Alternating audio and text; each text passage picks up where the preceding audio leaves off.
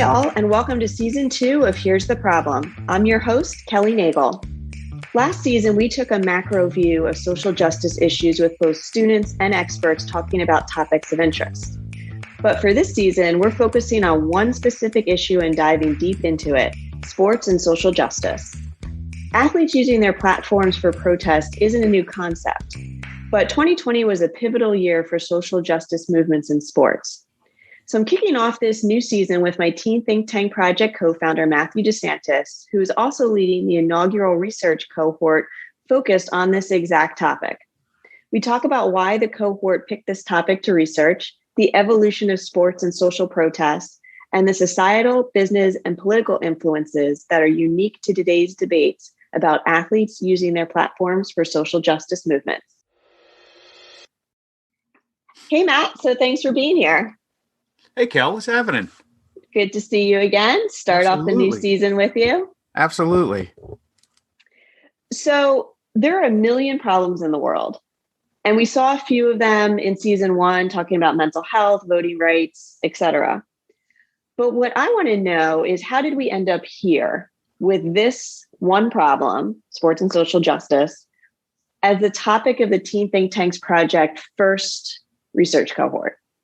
Yeah, that's a good question. I would say, like almost anything in my life, I'm going to chalk it up to some type of divine intervention or some type of influence that's outside of my cognition. And for a guy who does not have a particularly religious or spiritual bent to him, I guess I chalk up an awful lot to divine intervention. But I think it was just the right place and right time for this material to be front and center for our efforts in social justice education. The path to this study, the path to tackling this topic, I'm going to say it started even well before we formed the think tank concept. There's a former sports writer, current television personality, Tony Kornheiser, who hosts a podcast daily, and I listen to it on my runs, and it's lighthearted. It's an old white curmudgeon's view on the world and you know how things used to be, especially as they pertain to sports. And he brings on a plethora of guests. And over the years, one particular guest really resonated with me in terms of his knowledge base, his humor, his approach to sports, business, and society. And it was an individual, a journalist named Michael Freeman. And he'd written a number of books. In particular, the one that I had the most connection to was a book that he wrote about Jim Brown. Okay. Syracuse Orange. Yeah. Great. Oh, yeah, go figure. An alum. And I started to follow his career, and he was a columnist and a journalist, worked for CBS Sports and Washington Post and a number of other news outlets. But he had this side hustle, this side career as an author, diving into niche topics within the sports industry and highlighting personalities that maybe didn't necessarily get highlighted, or he looked at their lives in a different light. And it was all very good casual reading. And sometime, I believe in 2018, he published this book, Football's Fearless Activists. Mm-hmm. And on its surface, it appears to look at the journey of Colin Kaepernick, Eric Reed, and other individuals who took up the mantle of social protest in the NFL. And by this point, if you're listening to this podcast, if you followed our work, Colin Kaepernick is well known to you. His pursuits and his mission and his message are world famous at this point. Mm-hmm. But this wasn't a current event hot take approach to that subject matter. It wasn't even a history of Colin Kaepernick's timeline. It was an exploration of why are we here? Why is this such a divisive issue, meaning social protest in sports? And in order to do that, we have to look at the message of Colin Kaepernick, which is there's inequality in America, there's racial inequality in America, and there's a systematic racism in America. And in order to look at that, we need to explore the history of America and the history of particularly sports in America and figure out how that evolved or devolved and why now is different than the past. And more appropriately, is it different than the past? So when we're looking at the issue of racial inequality as it's manifesting through protest in sports, it becomes very difficult to draw the lines because you have people who otherwise come down on the right side of the argument, taking up a different stance when it comes to protest. Right, we've all heard that argument specifically in sports, in the issue of social protest in sports. Is listen, I'm not a racist, and this isn't about race. This is about America. This is about the troops. This is about respecting the flag and the country. Or you hear people saying, "I respect their right to do that. I just don't want the athletes infringing upon my enjoyment." Right. I just don't want to see it. Exactly. Right. And it's not because they don't want to see it. It's not because they don't believe there is a issue with racial equality in America. It's not that they don't believe that there is racism systemic in our country. It's because those ideas are bleeding into something that they hold very dear, and that's sports. And because it's hard to separate those two things, we've got a problem on our hands. Mm-hmm. And where there's a problem, there's a possible solution. So in looking at the subject matter, it was ripe for an academic study of this. Why now? Why is this a bigger problem? Why is there such a visceral reaction to this idea of protest? Protest has been around for a long time. Mm-hmm. Some would say our country was founded on it, True. Right?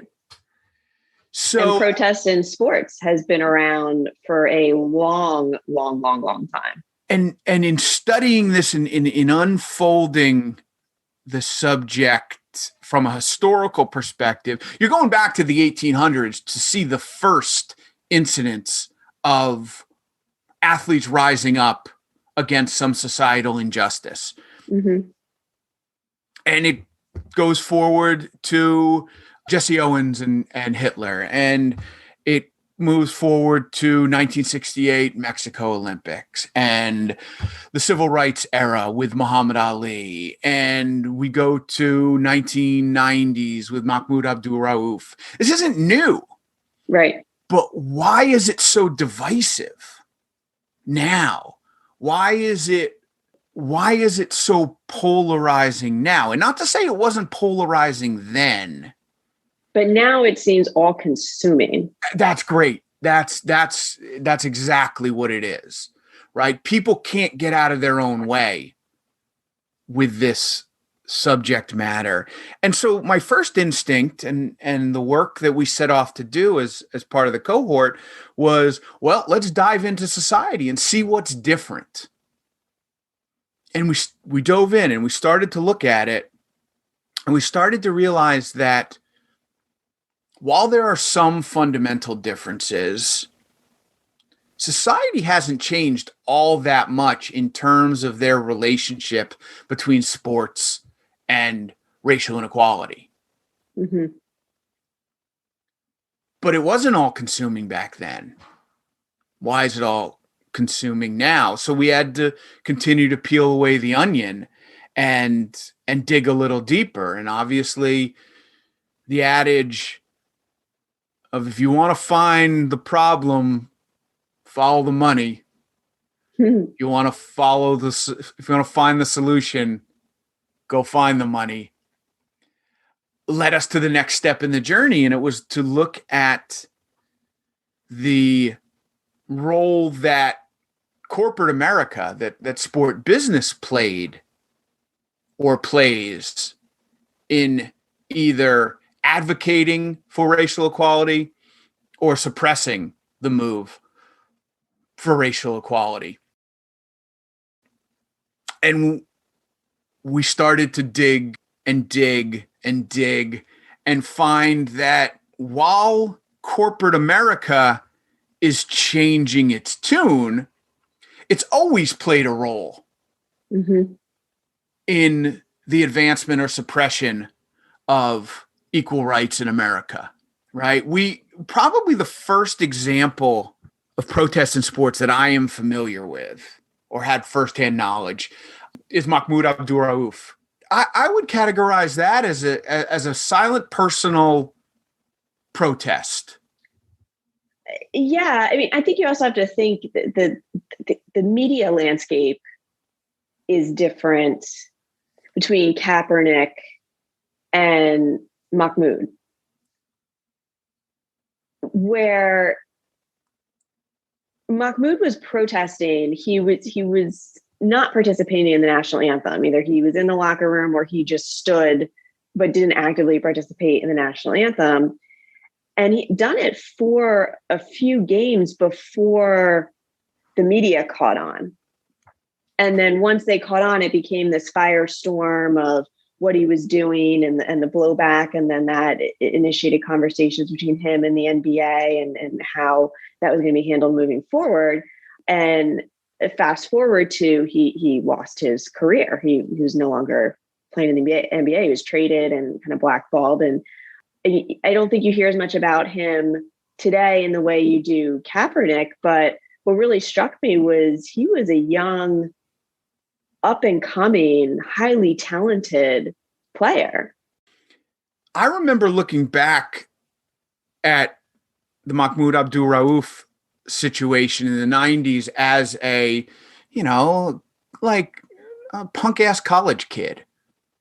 I'm a sports fan. I'm watching it. He's protesting. Okay. Just to be clear, you're the punk ass college kid. Yes.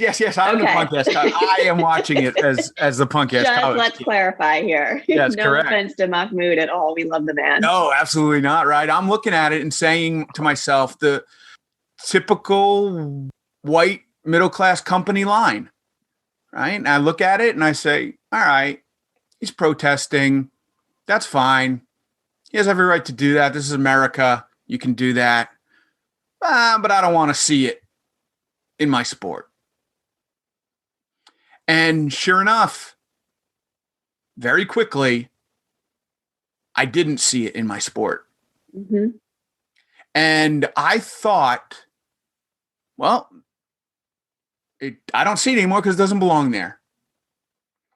I never realized the influence of the silent hand that moved that situation along. You just think society's at play, and society decided that didn't belong, and it moved out, and Mahmoud decided it didn't belong, and it moved out. But as I started to dig deeper into the Freeman book and really look at the history of protest and social sports and the issues at play, people will dictate what the societal tolerances are for activities within their sport. Mm-hmm. But even more so, business will dictate what society will see or not see, therefore tolerate or not tolerate. And having delved deeper into the subject matter, it became quite apparent to me now that corporate America and big business and sports sponsorship dictates what the tolerance level should or shouldn't be. There is no question in my mind that Mahmoud was the victim of corporate decision makers deciding that his activities and his actions were bad for their bottom line. Mm. And they were going to make sure he felt the impact so they wouldn't feel the impact. Thanks so much to Matt for joining me, kicking off what is going to be an amazing season talking about sports and social protest. You'll be able to find out the culmination of the students' work on our final episode, but until then, we have plenty more of amazing episodes. And up next is a conversation with former and current student athletes of color talking about their experiences. So catch us next week. I would like to thank our wonderful production team, the George Milton Group, Winnie the Moog for our theme song, and everyone else who was able to make this podcast possible. And most importantly, I'd like to thank you, the listener. Hey, let us know that you're listening. Subscribe, rate, and review this podcast wherever you follow your podcast. And follow us on social media at problem_pod. For more information on sports and social protest or on the Teen Think Tank Project, you can follow us at teen_think tank or visit our website at teenthinktankproject.com. Until next week, I'm Kelly Nagel.